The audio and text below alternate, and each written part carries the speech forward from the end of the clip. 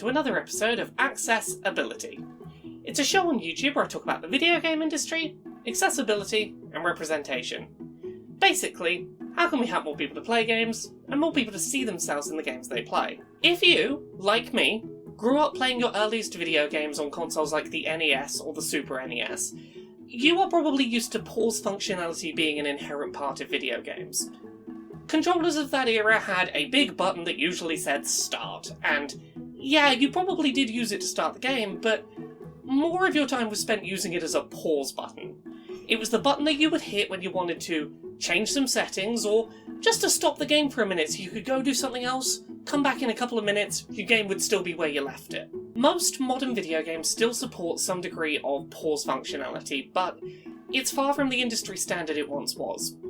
You've got games that are ultra-hard combat games that never want to give you a moment of respite. You've got online multiplayer games. You've sometimes got cutscenes that won't let themselves be paused. The ability to stop a game at any moment, come back to it a couple of minutes later, used to be a standard, and it's less so today. So today, on Accessibility, we're going to talk about pause menu functionality.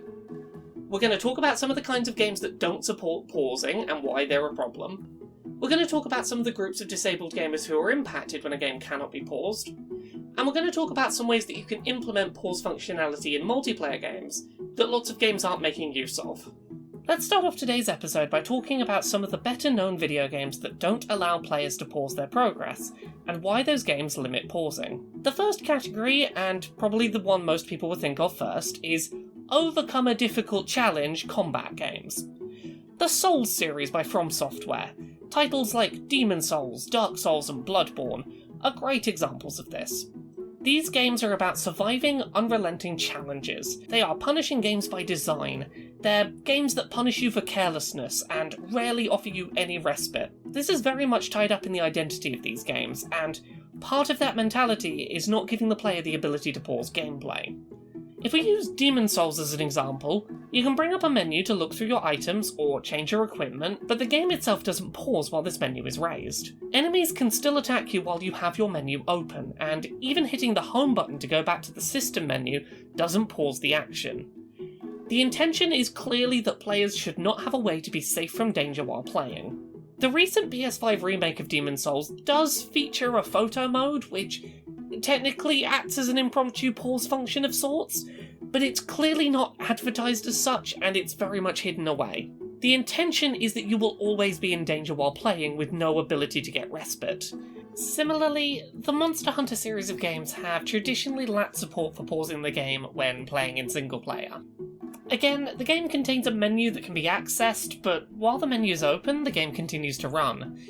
The series is about overcoming insurmountable fights with huge monstrous beasts, and the intention seems to be that you should not be able to get any respite from that combat, or at least that you shouldn't be able to get respite easily. Some past entries in the Monster Hunter series could be paused by hitting the home button on your console, and Monster Hunter Rise, which is just released on the Switch, does feature a pause option hidden several settings menus deep that's a little tricky to reach in the heat of combat, but the series is at least moving towards more accessible pause functionality in single player. Both the Souls games and the Monster Hunter series feature multiplayer components in the form of player invasions or multiplayer quests, but the presence of these should not be used to excuse the lack of easily accessible pause functionality in their single-player experiences. These games could allow for easy pausing, but they choose not to, and that makes them less accessible to a wide range of disabled players. In competitive online multiplayer games which last a few minutes, not permitting pausing makes some sense. If another player could pause your multiplayer experience at will, and without limitation, that would certainly be opened up to abuse from players deliberately pausing to impact the flow of gameplay. But many online co-op games could likely implement pause functionality with some ease. You could allow co-op players to opt into pause functionality if you think it's going to be a problem, and if you're worried about it being misused, you could limit the length of a given pause break, or how frequently they can be activated, or require both players to agree to the pause. There are ways to make it work, but co-op multiplayer games in most cases could support pause functionality. Look at games like the Dark Pictures anthology Man of Medan, for example. That's a co-op multiplayer game that has pause functionality when played online in multiplayer, and it works great. Things like the multiplayer quests in Monster Hunter Rise are cooperative experiences. There's no reason you couldn't find some way to allow for some kind of pause functionality in those. Lastly, while many other games support pausing at any time during single-player gameplay, a surprisingly high number still don't allow players to pause during cutscenes, or don't make it clear that you can pause in cutscenes, leaving this sort of weird fear of, oh, do I hit the button, it might pause the cutscene or it might skip it, I don't know. This is an issue, as many of the disabilities we're about to discuss may necessitate pausing during non-interactive scenes as well as interactive ones.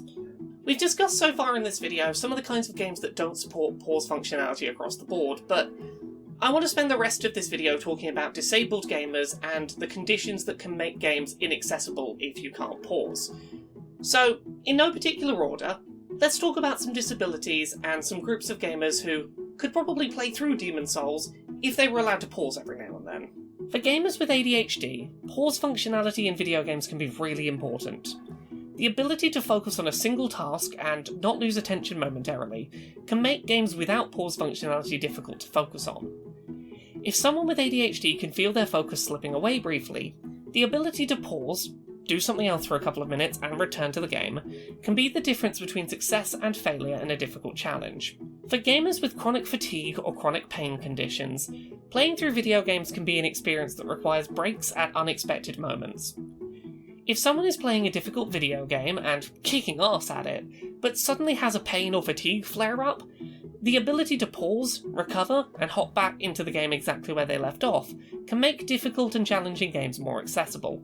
For players with fibromyalgia, a specific chronic pain condition that often comes bundled with experiences described as brain fog, being able to pause games is not only important for pain management, but also for being able to mentally reset and regain focus, in moments where the player's brain might feel too cloudy to properly think or focus.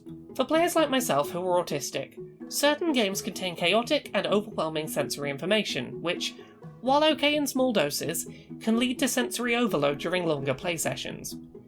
In these games, being able to pause, take some space away from that sensory information, and return can make the difference regarding my ability to play the game through. Additionally, autistic people experience high rates of gastric distress. For gamers with conditions such as irritable bowel syndrome or other gastric distress conditions, games that cannot be paused can cause real issues, as often sudden pain or discomfort can arise, and may not be something that can be ignored until a level is completed. The same can be said for people on certain medications that impact a user's bodily functions. Certain medical conditions come along with a degree of urgency that doesn't mesh well with games that don't support pausing. Beyond that, pause functionality makes games more accessible to groups of gamers outside of those with disabilities. If you need to pause a game to help your family with something, or answer the door because the post arrived, or even just noticed you were dehydrated and could do with some water, being able to pause games makes them more accessible to people who need to live their lives alongside playing the game they're playing. This is far from an exhaustive list, and I'm sure that other disabled players who require pause functionality will add their thoughts in the comments on this video.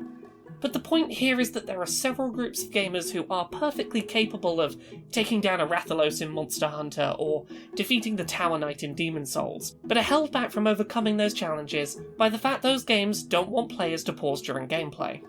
While it's true that online competitive multiplayer games will probably never get pause functionality, just due to the fact that they are too easy to abuse by players who want to pause and then unpause at the moment that's just good for them, when we're talking about single-player games or cooperative multiplayer games, there's no good reason why we can't offer players the ability to pause the experience.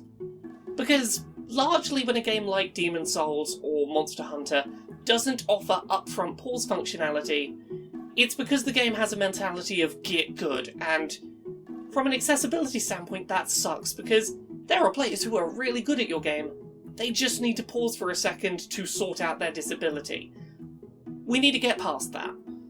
And sure, both Monster Hunter Rise and Demon's Souls on PS5 do technically include ways that you can pause the experience, but neither of them is intended, and they're both hidden away, they're not advertised by the game. Both of these games want you to think there's no way to pause. You hit that menu icon and the game keeps going, because these games have baked into their identity the idea that if you can't do it now, you're not good enough.